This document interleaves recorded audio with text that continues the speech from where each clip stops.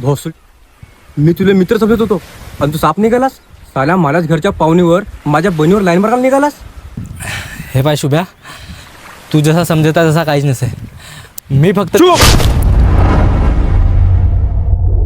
हे बघा गो, तुमच्या मुलाचे कारनामे.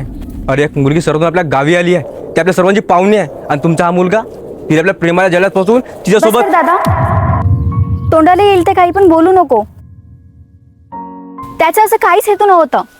उलट मीच त्याला गादो खायला चल असं बोलली होती. तू चुप राह दिवे, तुला इथल्या गावात नियम नाही माहीत. इथे सरासारखा नसे. इथे लोक आपल्याला पाय धरतात, मग आपल्यालाच बोलतात. हा आपल्या इथे सवाल आहे. अरे आज जर मी असा सोडलो ना, तर हा दुसऱ्याच्या घरच्या पाहुणे डोळा टाकल. ज्याने तर मी सोडतच नाही. अच्छा, तर मी आहे ना प्रॉब्लेम?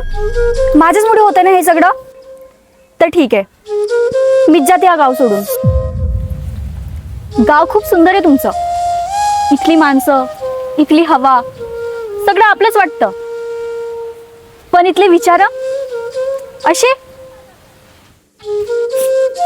मी इथे काही दिवसाकरिताच आली होती, पण माझ्यामुळे एवढं सगळं होईल मला असं वाटलं नव्हतं.